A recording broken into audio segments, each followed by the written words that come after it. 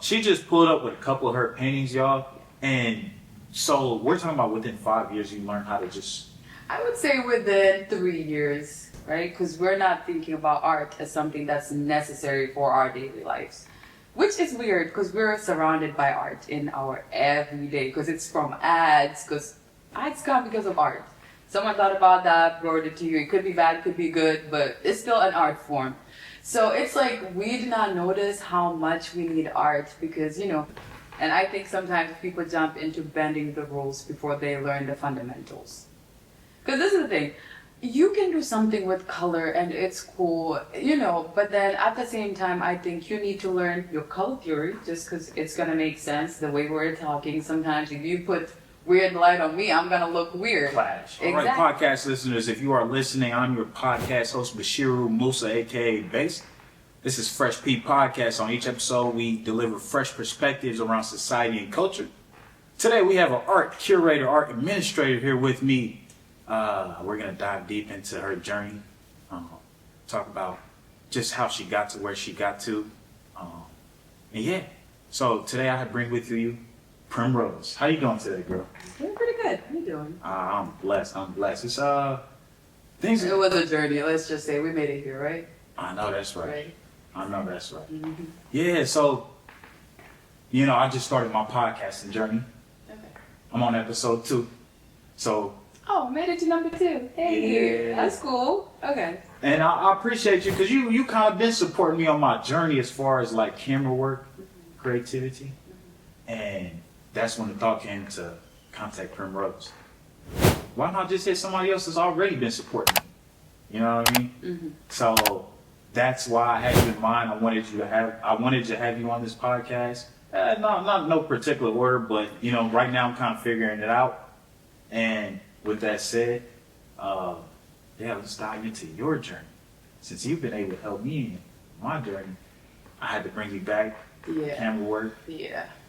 So where did you are art curator now, art administrator. Yeah. How did you get there?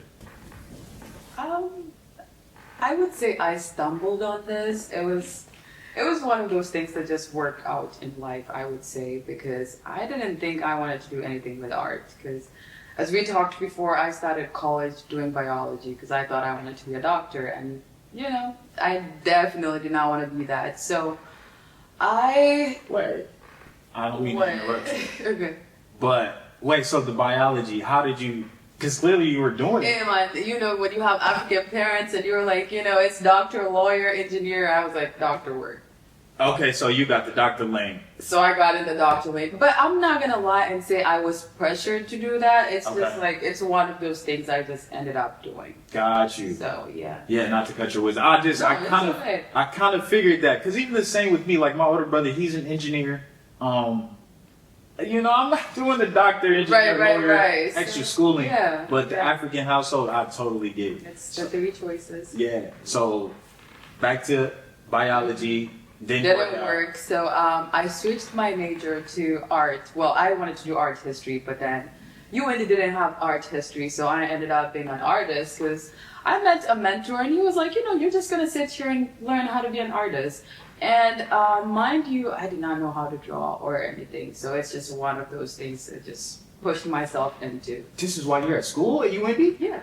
And y'all, she just pulled up with a couple of her paintings, y'all, and so we're talking about within 5 years you learn how to just... I would say within 3 years, because I didn't know how to draw, I'm not going to lie. But the thing with drawing is you're told the more you practice something, the more you get better at it. So I think it's just one of those things.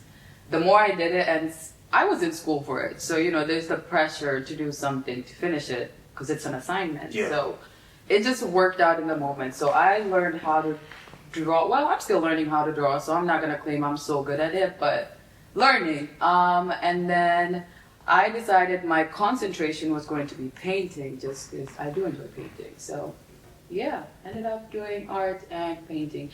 And during the same moments, I also understood that I did not want to be an artist full time, because that's a whole other struggle, a whole other arena that I didn't want to play. So Switching my major also meant that I understood I wanted to be an art curator and not an artist full time.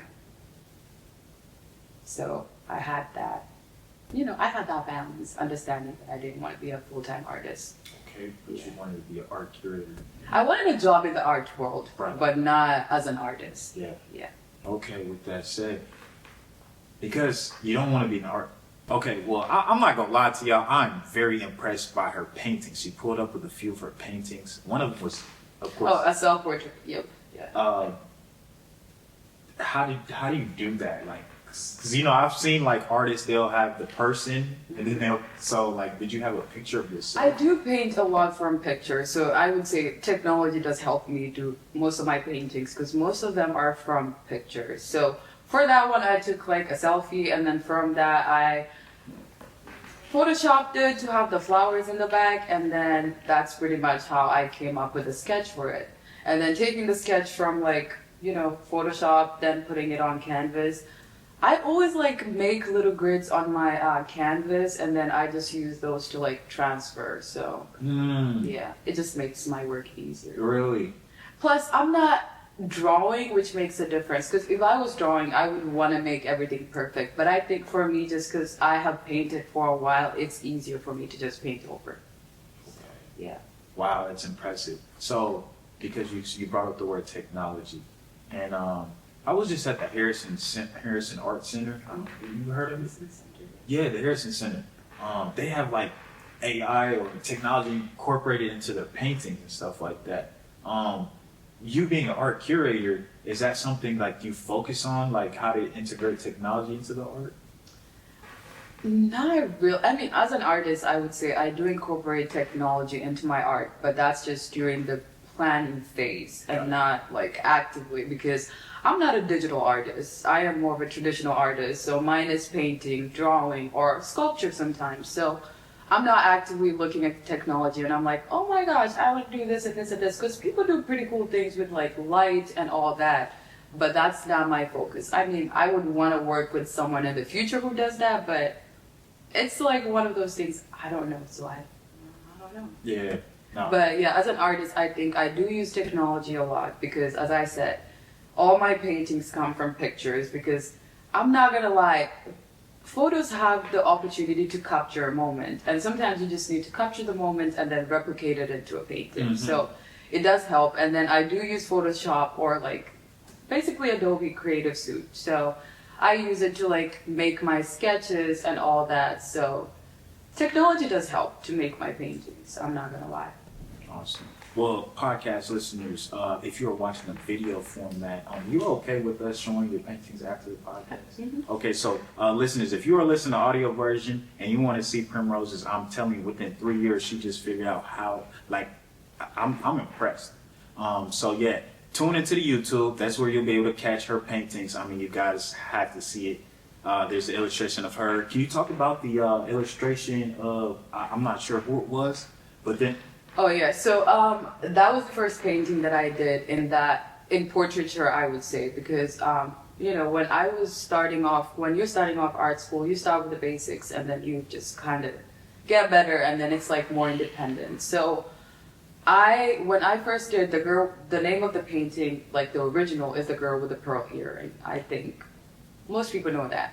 So I took that painting and then I had to convert it into something that was more personal to me. So I took the painting, I did change the skin color and some of the lighting on the girl, and then I do like working with textiles and a lot of African, No, you good. Hey, people know what's going on. It's real life. It's real life, girl. We chilling. I'll switch it off so it doesn't do that. Yeah, so yeah. I forgot. Okay, so with the girl, yeah. So I do like working with textiles. So I am Kenyan, so a lot of how I grew up is shown in my art. So when I was growing up, my grandma liked wearing a lesso. So this is a cloth that goes around your waist or on your hair. And just looking at the patterns on that, that's what I replicated in my painting. So that's why in my painting there's flowers in the back. So they're basically fabric. I mean, I'm not intentionally using fabric, but I'm replicating the fabric on the painting. So I see. Yeah, and sometimes I do beats in my work, just like sewing them in, just because I do like when my paintings has, mixed media, but I don't want you to touch it, but I want you to see like a little depth and, experimenting with things, I would say. Okay, I didn't mean I was going to touch it. You're doing this. No, no, but I like that because, like, to me, when I see something like that, it, like you said, it adds dimensions, depth to it. So I think that's pretty unique. Also, like, I find that very interesting that you pull, like, you took one illustration, but you made it more personal. Yeah, I mean, because I feel like everyone wants to be original, right? So that's one thing we're all struggling with. I mean, the thing is, we're being influenced by a lot of things in our life. Oh my God, say that. So I am not gonna lie, the people who've come before me are all influences in my life. So I do admit that I borrow stuff from other people. There are people doing the same thing that I'm doing. So, it's the same thing. I just, the assignment was to make it personal. And for me, making it personal was, my experience as a child or like in the society that I grew up in. So that's how I converted that into something personal. Nah, that's deep. Yeah, because I'm not gonna lie, like, because you be posting on like Instagram and I'll see you like, you're building a bench or like, or a table, I should say. Yeah. But I can only imagine all the other things that that goes into your workflow. So when I bring that up, it's like, because you just recently became an artist, but I'm like, I'm mind blown because I really want to draw it, like, because when you see art and you're like, me, I'm not an artist really like that, or as far as a drawer, but then it's like I can't duplicate that. I can't, you know what I mean? It's like one of one. With that said, like, okay, what am I trying to say here? Anyway, okay, whatever. So let's talk about man. I lost my train of thought. Table. You're wondering how I make tables because I know you wanted to talk about that. The workflow. Yes. Lost my train of thought. I mean, so I think art school did offer a lot of insight for me because I got to do things that I would have never done. I got to do welding. I got to do sculpture classes. I got exposed to things that I would normally not do. So in that process, I did learn how to make things that are more 3D. Paintings they're not pretty easy, but they're easier compared to other things because those are like on a surface. But then we're talking about making a table. So, I mean, I feel like for me, I'm pretty good with following instructions. So if you gave me an instruction about building a table, I would build you a table. And I also like making this joke that I'm going to build my own house one day. So I think for me, it's just like all this little skills that I'm doing is to get me there. Yeah. So I do enjoy like getting to do all this cool little things. So I think we're building out to build my house one day.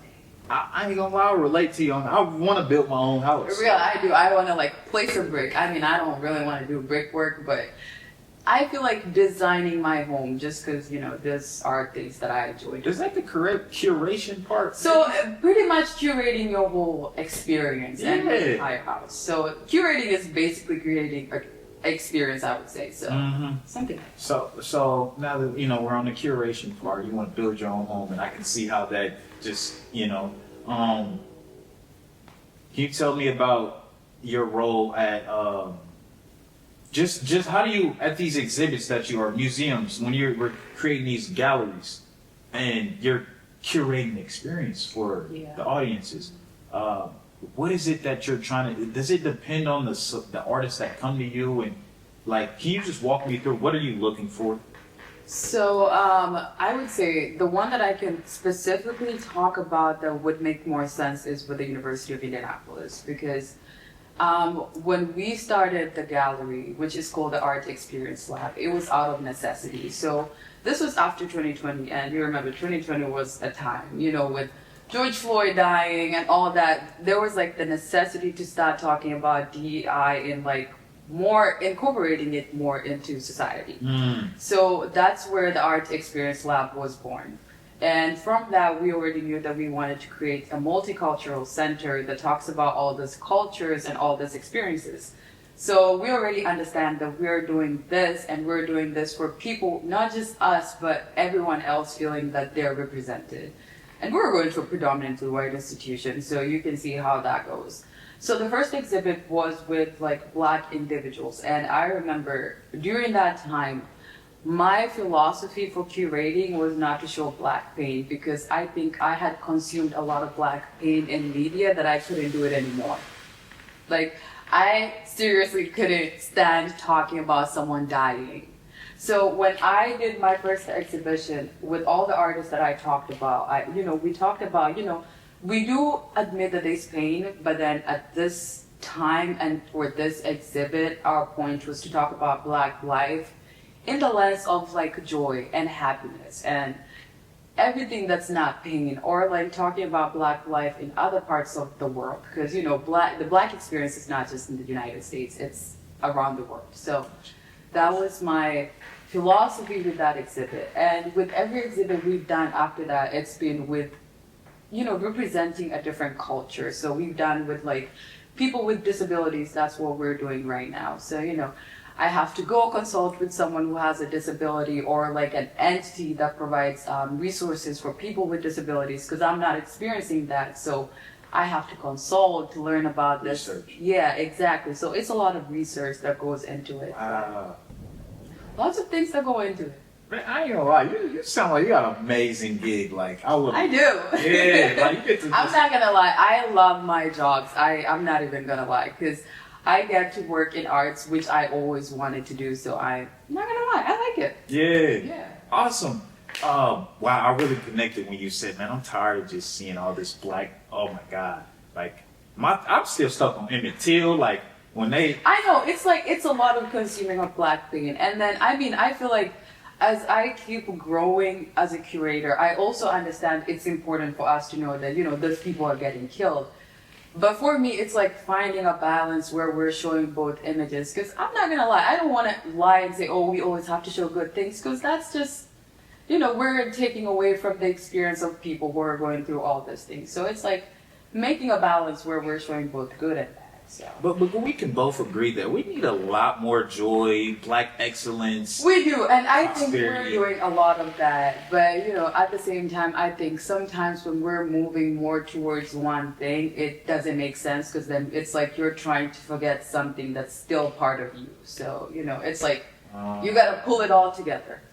Yeah, what do you call that? I don't know what we call that, but for me, I would say it's like you have to. To balance things have to be in opposition. Just you gotta have the bad and you gotta have the good. No, right. Yeah, that's life. That's just life. Yeah. That's the balance.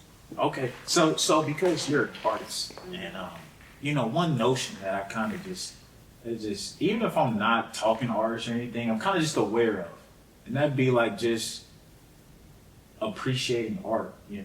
Like they have like I said, I'm fairly new to the creative world. That's why I wanted to get you here.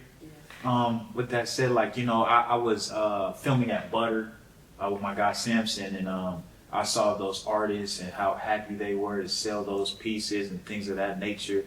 So my question to you really is, how important is it for just communities to invest in artists and just want to really appreciate that art that we see, and not, what I mean? So I don't know how I would say this, just because I also work with like a community organization that works with like a nonprofit. So the thing about community and art is not really, like, it's not considered a necessity for most people. It's like one of those things that are just there. People are struggling to pay the bills and all that. Art is not something they're really thinking about. But it's so funny because, like, I work on the Near East Side with 10 East Arts, and we do have free programming for the community and a lot of awesome opportunities. But we don't get people showing up for this, right? Because we're not thinking about art as something that's necessary for our daily lives. Which is weird, because we're surrounded by art in our everyday, because it's from ads, because ads come because of art. Someone thought about that, wrote it to you. It could be bad, it could be good, but it's still an art form. So it's like we do not notice how much we need art because, I mean, selling work as an artist is perfect. Like, you feel good because you see your work is being appreciated. But then, I don't know how many art collectors are out there actively buying your work.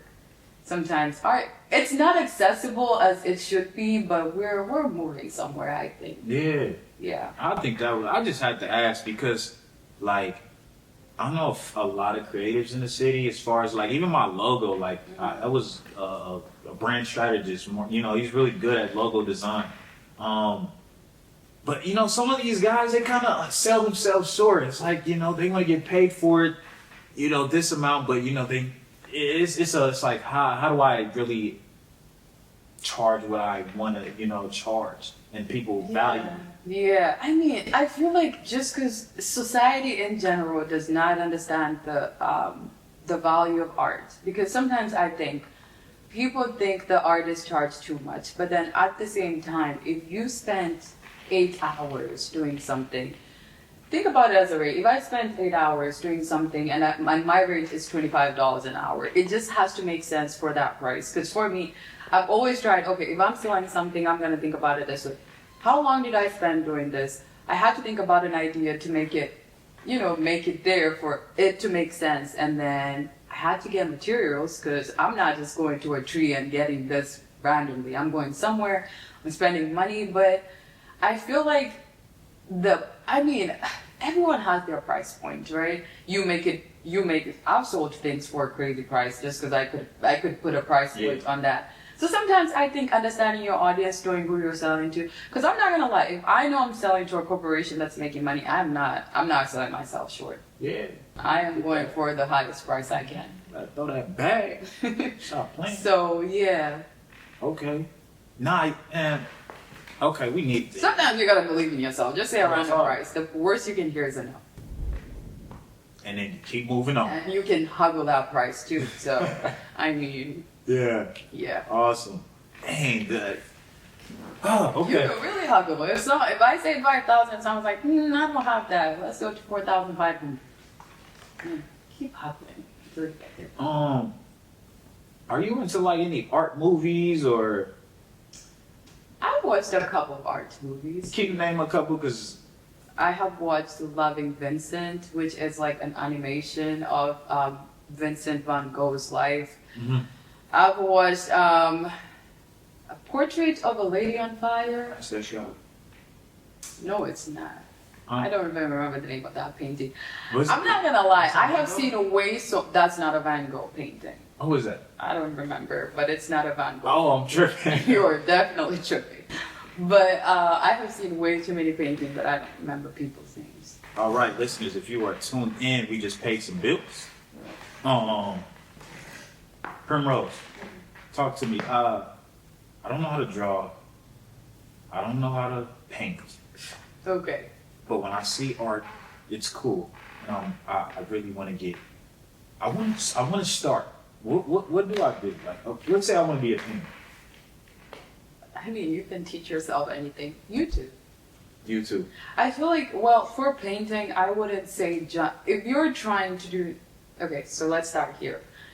Painting is really weird because you're only a great painter if you're good at drawing, because that's the foundation. So you technically have to learn how to draw, right? And I feel like sometimes for many artists, I think the way I said, we're all trying to be unique, have our own styles and all that. But sometimes I think we forget that you have to first learn the rules before you bend them. And I think sometimes people jump into bending the rules before they learn the fundamentals. Because this is the thing. You can do something with color and it's cool, but then at the same time, I think you need to learn your color theory just because it's going to make sense the way we're talking. Sometimes if you put weird light on me, I'm going to look weird. Flash. Exactly. So it's like you have to learn all the nuances of painting and, colors, how understanding, okay, if I put blue and orange together, what am I going to get? How is that going to look? So I feel like it's weird, but everything is a learning process. So I feel like as a person starting out, just learn the foundations, learn the fundamentals. Because, if you know that you can bend the rules, Yeah. My professor used to tell me, even Picasso, before he started doing all the weird things, he knew how to do it right. So, for me, he was like, you have to learn. Because even when I was starting, like, I could easily paint on fabric without having to paint everything in the back. But for 2 years, I had to learn how to do my own background with fabrics before he allowed me to go get fabric from Joann's and, like, put a painting on there. So, everything is a process. So if I'm a beginner, just kind of learn the fundamentals. Really, and it's free on YouTube. There are a lot of people teaching that.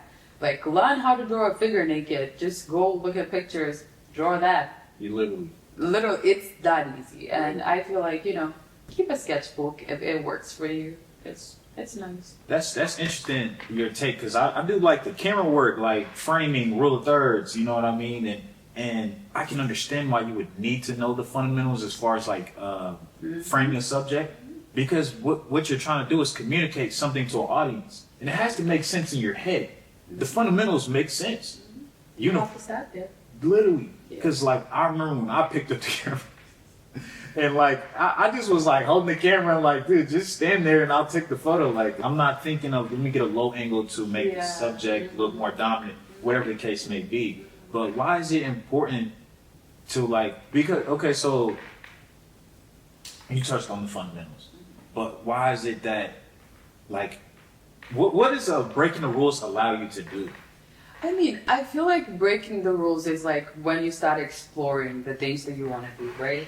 And sometimes I think, I've seen people who are, like, they're artists, yes, but then fundamentally, you're a terrible artist. Just like, I don't want to say anyone is a terrible artist, but there are people who are just like, I would look at your work and I was like, yeah, that's shit. Because that's just the truth. Because I'm like, you could have learned how to do this so right, and then you can fragment the person. Because, like, as we said, like the example of Picasso, he made weird drawings later on, right? But then at the same time, they have harmony, right? Because, it makes sense. Or sometimes you'll get someone who doesn't understand how, like, where to place like the foreground on the background. It's like your figure is so small and then your background is too big. It's a lot of things that I think that are nuanced in art, but for me, I'm just like, learn the fundamentals and break the rules however you want, because then you're still a great artist at the end of the day. It's not, I think we're also chasing artistic genius, if that makes sense, because we're all trying to be like, oh my gosh, I'm gonna be innovative. And everyone wants to be part of something greater than themselves. That's just our human nature. But then I think as an artist, it's good to learn the fundamentals. So you're just a great artist overall. Yeah, I like that. I'm a person who believes in like learning the fundamentals. So even so art is kind of a lifelong journey. It is. It's like, every day you're learning something new. Because I'm not going to lie, when I first started art, I was terrible. I was terrible. And so I have all my paintings and like drawings that I did a few years ago. And they're terrible. And I'm not going to lie, they are bad. I did not understand color. Everything was just all over. But I think the more you keep doing something and actively practicing, the better it gets.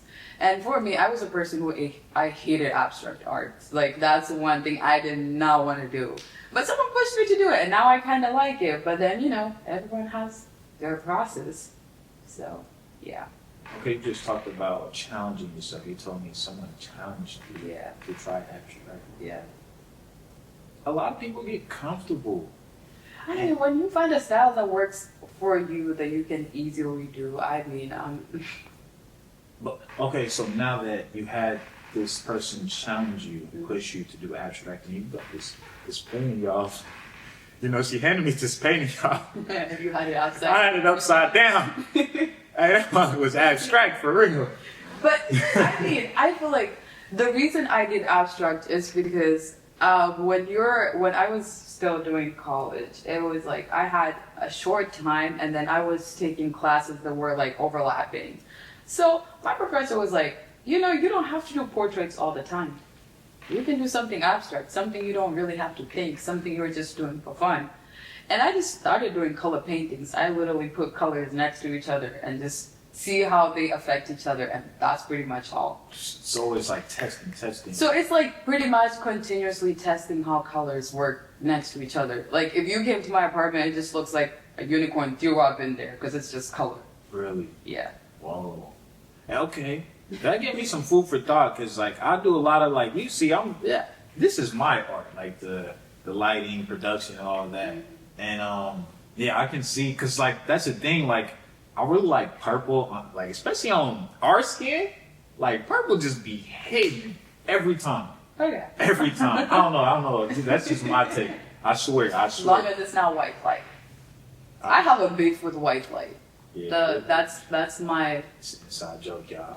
I really do. I have a beef with white light. Yeah. No, that's dope though. So color theory, fundamentals, you talked about that. So 10 East Art Gallery. So basically 10 East is what we're trying to make an arts district on the Near East Side. So basically we do have spaces that are for rent for artists. So whatever is a creative endeavor that you want to do, we provide the space for renting. And then we do free rentals for artists for a residency that's like a week long. So that's when they get to use our gallery for free. So it's a lot of cool things happening. Yeah. Okay. Well, I need to go check because We have a First Friday opening today from 6 to 9. Okay, y'all. This probably come out You're next not gonna Friday. see this, but like every first Friday from 6 to 9, we have something. 6 to 9. And you're responsible for the art that's being curated. So for this one, I'm not very responsible. This is for me. It's more creating the space and running the background. So for 10 East Arts, I'm not actively curating. So for this, it's like, okay, I'm providing the artists with space. They know what they need to do because these are people who are already working as artists. So they already know what they need to do. Yeah, pretty much that. Then we work to get them their marketing. I mean, just get them their logos, all that to go on there. Pretty much that. So you're really involved as far as like building that community and giving resources that they need to. Wow, I love it. I love it. Dang. Yep. Girl, you're doing a lot, man. In the mud, not even. Yeah, I cannot wait to show them your art, by the way. 3 years, that's kind of, 3 years is not a long time. It's not, but it is. I mean, that's like, how many months? 36 months? That's not a long, like. It is. The thing about it, I feel like you create habits. Because I mean, if I am going to class every day, and doing the same thing over and over, I will perfect it. And sometimes I feel like it's like I needed to see that, because I had never painted before, so I had needed to prove to myself how crazy I could get with it, so that kind of motivated me. So, yeah. Okay. Be your own enemy and you're going to be better. Be your own enemy. Okay, I haven't heard that one, but sure. I needed an arch nemesis, and then that would help you get better. Yes. Yeah. That's how you challenge yourself, basically. Yeah. I love that. So, 10 East Art Gallery, you guys provide space for artists to come through. Mm-hmm. I love that. That's awesome. I need to come through it. You told me about, like I told you, I was trying to, this whole reason for me, Fresh P Podcast, just bring a fresh perspective. Mm-hmm. You being from Kenya, were you born in Kenya? Yeah. Ah, you from the motherland for real. Hey man, I ain't gonna lie. I'm from the east though, not the west. Hey, if you think about, we got African beef, but yeah. We do? No, I'm just kidding. I was about to say, I love the East Africans for real. We ain't got no beef this way. Nah, I ain't gonna lie. Well, that's cool. So, origin, Kenya. How did you come here? Well, Kenya, I then went to high school in New Jersey and then came to college here and then, ended up working here. So, yeah. Okay. And, so can you just talk to me about, like, because this is about society and culture, you know, and I can only imagine culture is a lot different. That you told me about your grandmother. She wore the lasso. Mm-hmm. Yeah, even the same thing even with my mother. You know, I'm from West Africa, Niger. Mm-hmm. She wears the hijab. We're Muslim. Can you just talk to me about like the culture back home in Kenya, because you do use it in your art. So can you just talk to me about like the cultural differences here, I suppose, today? I mean, let's see. Let's start with Specific food? food. I love me some food, man. I love food, but you know what? I cannot do hot food. If it's extra spicy, I'm sorry, I'm out. But that's like the African thing. No, that's specific for specific African countries. Oh, my mama tear up some spice. I cannot. I mean, it's okay for food to be spicy, but if it's hot, I don't think we're okay. Cause why am I tasting fire? Don't you just want to consume your food and enjoy it? Like, I do, and I want to have a great experience. I want to eat food, and I'm not burning. type deal. I'm not sweating, right? Cause I love spice, but I don't like hot. That's a little Extreme. No, Yeah. I'm good. Okay, I feel that. Okay. I can take a kick, but then once I start feeling like it's punching me, that's. What kind of dishes are we cooking in Kenya? So, does it make sense for me to mention them if they don't know anything? That's the whole point. It's fresh. It's a fresh So perspective. we got chapati. Chapati is also influenced by Indians, so it's also an Indian food, but then it's also a Kenyan food. Mm-hmm. We have, I don't know if y'all have fufu, Everybody got food. but we have our own version called ugali, and it's made from corn. Yeah. Well, we call it maize. And then The little ball. ours is not always a ball. I Yeah. mean, it just takes the shape of whatever it's cooked in. Okay, sure. I got It you. doesn't gotta be a ball. And then we have, you know how, in West Africa, there's the jollof rice wars. Yeah. We have something called pilau, and it's more, I don't know how to explain it, but it's way different. So it's not red, ours is brown. So, yeah. It's like we all got the same foods in different variations. And then we just call it different. And we call it different Live. names. Okay. So we talked about food. What else how is just community engagement there? Like, Oh, I love it there. really? What's I do. it like? Cause from childhood, I grew up like on my grandparents' farm, and that was like one of the best experiences that I could say. Y'all, I grew up on a farm. What are we seeing when we get on the farm? Cows, Cows, chicken. chickens, dogs, all that. We're seeing that, and he owned like a tea plantation, so we got a lot of tea. So yeah. I didn't get no black tea. He didn't get me black tea, but hey, it's okay. It's too late for tea anyway. Type deal. Damn. But yeah, so we got a lot of tea. Community-wise, I would say, when people say it takes a village, it does take a village. And I say that's one of the fun things that I miss about that. Just because, it's more, I feel like here it's like rarely that you know your neighbor. Because, everyone is like enclosed in their spaces and all that.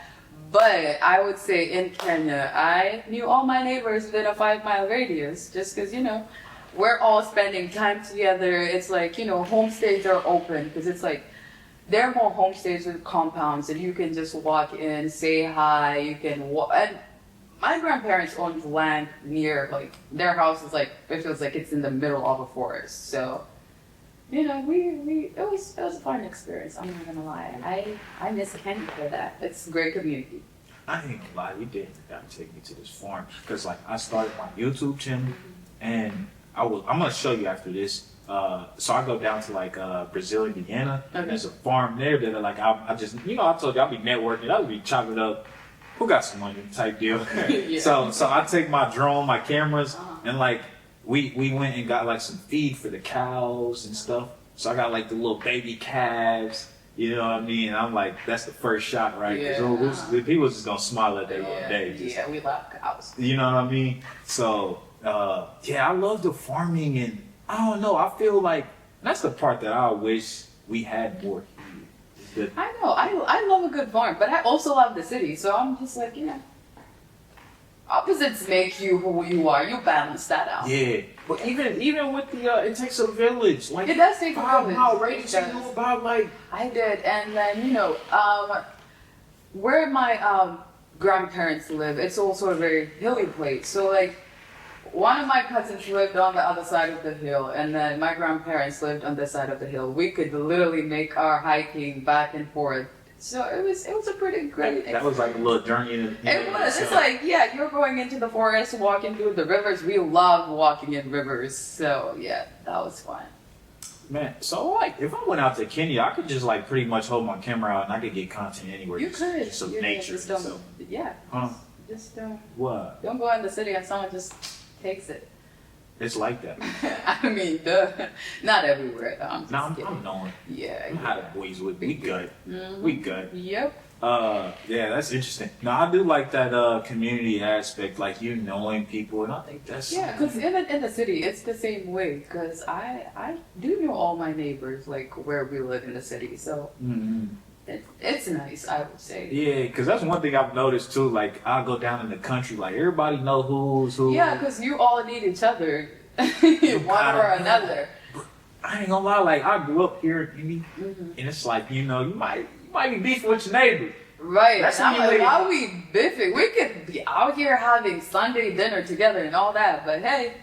I don't know, man. I don't know, and that's the reason why I feel like I need to bring this like podcast, like the perspective, because like now that we're here talking about this, and like people are like, well, I never knew people are just don't know anything like that. You have to be outside. That's the thing. Just go out there, make new friends, talk to random people. So what if all you knew is just isolation and like? See, that's people- why we have galleries or the spaces. You just come there, you look at art, and then someone is probably there. Just make a conversation. Yeah. I believe in making conversations. I talk to random people, so Okay. yeah. And how like cause some people maybe or you're not an introvert, don't sound like it all. No. Yeah. So it's easy for you to just make conversations with people. I don't think conversations are essentially easy. Okay. I think you just have to do it. Just- Yeah. I don't know. Be I mean, curious. maybe I'm saying that because I find it easy, but just talk. I think curiosity helps too. It does. Just Yeah. ask someone, why do you like that? And they'll tell you something, and then that starts a conversation. And then Yeah. you can ask all the questions you can ask. And you get tired, just keep quiet and keep moving. Because people also don't like silence. So, I mean, I'm Yeah. cool with silence. Nah, for real. Yeah.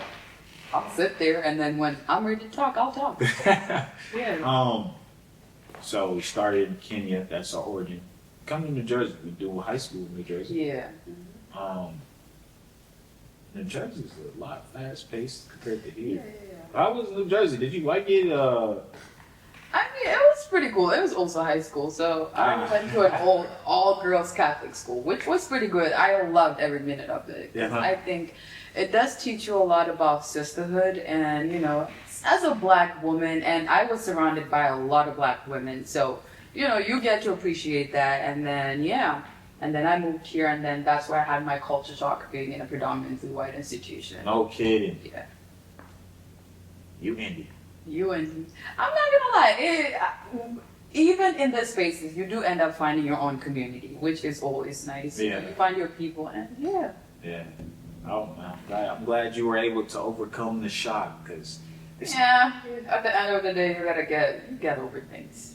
type deal. Yeah. That's what it is. Get up, get over. I'm glad you ain't have to stay there no longer for that biology, girl. 'Cause you would, I don't know, man. People that be doing that schooling for like 8 years, I'll be like, I know. I bruh. think that also threw me off. The fact that I thought that I have to keep doing school over and over, and I'm like, what if I get to the end and I don't like it?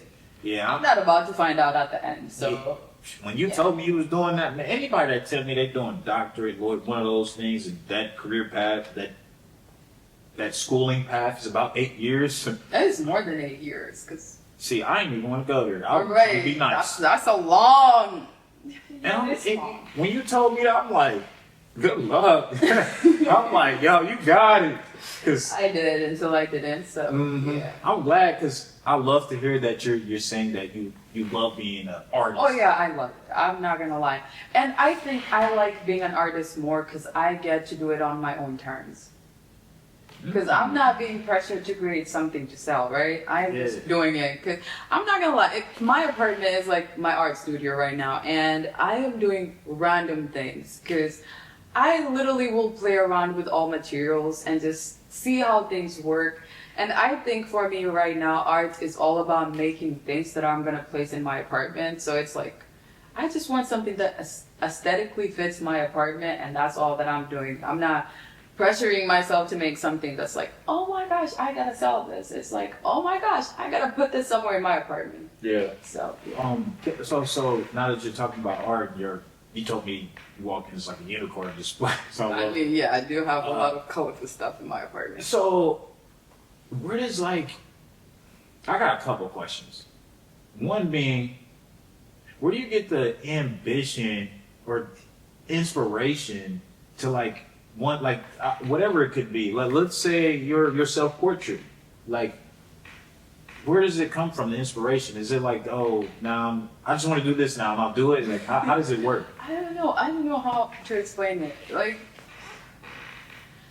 I don't know how to explain inspiration because just sometimes I want to make something and sometimes I generally do not. Because I have not painted for the past 6 months. And every time I've tried, I've made something that I don't like. So I think for me, I would say, when people say it's like divine intervention, I feel like that's how the creative process is sometimes. Sometimes things come to you, because I would say some portraits that I have made, it's just like they happen simultaneously in the moment. It's like I would be making something, I'm like, I should just make this, and that's just how the whole thing starts. These paintings that we're looking at, they're all part of a series. And when I was making the series, I was not thinking about how they're all gonna make sense together. I was just making. And then at the end, they somehow all made sense together. So it's like, for me, I always start with I make, then I analyze. Because I feel like if I start by analyzing what I'm trying to make, I am gonna be stuck. Perfectionist. So I'm gonna be stuck in the process of making it make sense altogether. So I just make stuff. And sometimes I listen to music and I'm like, or I look at pictures, I'm like, this would make a cool painting. And that's pretty much how things happen. And yeah, nothing so crazy. So inspiration could just come from anything. Sometimes I look at something, I'm like, that would make a cool painting. And I feel like when I started doing my abstract paintings, when I laid down my India ink, which is the black ink that separates things together, I start seeing colors. Not I can visualize the colors before I put them on there. So I don't know, I'm a magician. That's all I gotta say. You sound like one. Gifted. Oh. I can just see the colors in the air. But yeah. You were going. Okay, so we talking about paintings. Talk about inspiration. Can you tell me about one of your most pieces that you're proud of?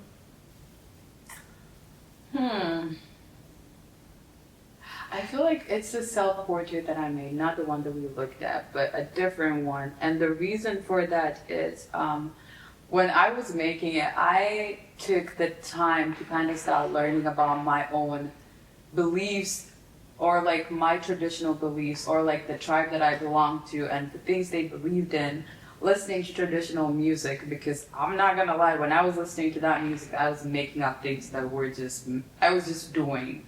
So I think for me that's the most proud painting, because it does look like, I don't know if you know what primitive paintings look like. You know what cave paintings? Primitive. Yeah.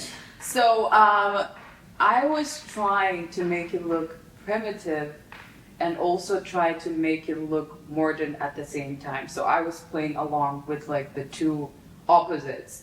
And because the whole series was about opposition, so the coincidence of opposites in life, in my life. So when I was making that, I was intentionally listening to that music because it was talking about my journey as a person who was born into Christianity, then looking back at all the traditional values that were there before, colonization and all that. So it was a whole journey, because I had to learn about colonization from the point of view of my grandparents, because they were directly affected by that. Then how that trickles down with generations. That is very deep. And that's the piece of work you're most proud of. Yeah. I would love to see that. I don't know if you could send a picture. Yeah, I got you. Yeah. Then, so you said you were playing with the contrast of modern and primitive. Because I was looking at primitive. I was looking at traditionally how African art is seen as primitive sometimes. Because, it's not like the same. Because if you look at most African art, they're not paintings. They're things that you can use. They're things that are like useful. They're like probably a dress or something that's just not a painting. Because paintings are mostly European things when you go to a museum and see that. So I think for me, it was just like playing around with like, okay, modern, I see portraiture in like modern art, and then I go and I look at primitive cave paintings, but then I look at like African paintings, how things were done, and like just listening to music that's very tribal and just like what comes from that. So I don't know, music did inspire that, I'm not gonna lie, just like listening to traditional music and just like scribbling whatever came to my mind. Yeah, you've definitely built my curiosity in seeing this painting. So if I can see that, It's a pretty cool thing too. because just the contrast of primitive and modern, it's like because I see that one, I'm like I was just like I'm trying to tell you 3 years ago, she proud. Cut.